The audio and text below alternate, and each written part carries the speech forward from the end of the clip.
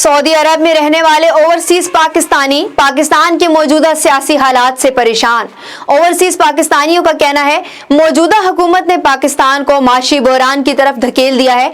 Overseas पाकिस्तानियों का मजीद क्या कहना था, जानते हैं इनकी ज़बानी।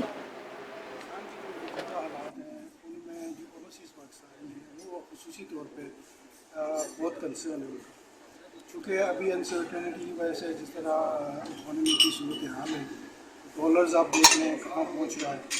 और इसी तरह मतलब जिस तरह बाहर से फंडिंग की बात हो रही है, IMF से अभी तक पेमेंट नहीं आई। और ये जितनी भी ये चीज़ें ये जो है मुल्क की जो हालात हैं उनको मज़ीद ही गंभीर कर रही है। सियासी अनसर्टेनिटी जो हम ये समझते हैं पॉलिटिकल ओवरसीज ये चाह रही हैं बगैर किसी उसके, इसको मजाक मत समझिएगा। मैंने बताया ना कि आप एक हाउस बनाएं, ओल्ड सियासी लीडरों का एक हाउस बहुत खूबसूरत बनाएंगे, उनकी चॉइस के मुताबिक बनाएंगे। उसमें ये खेल में कोई सदर बन जाए, कोई वज़ीर आज़म बन जाए, तो उस ओल्ड हाउस में ये सब रहें। मैं फर्स्ट नंबर पे ज़रदारी साहब को दूँगी, उसके बाद फिर चौधरी शाह साहब आ जाएंगे, उसके बाद हम नवाज शरीफ को बुलाएंगे।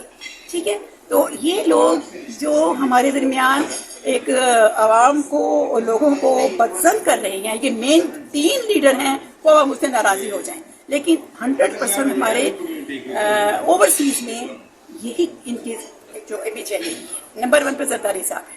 ठीक है, उनको मैं रिकमेंड करूंगी ओल्ड हाउस का इंचार्ज बनाएं। ठीक है, चलिए, थैंक यू।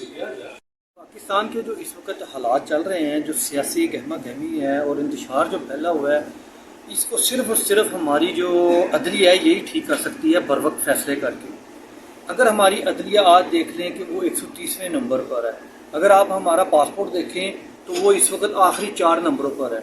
किसी भी मुल्क की मईशत को मजबूत करने के लिए अदलिया का बहुत बड़ा रोल होता है। इस सियासी इंतशार को ख़त्म करने में हमारी अदलिया ही अपना किरदार अदा कर सकती है।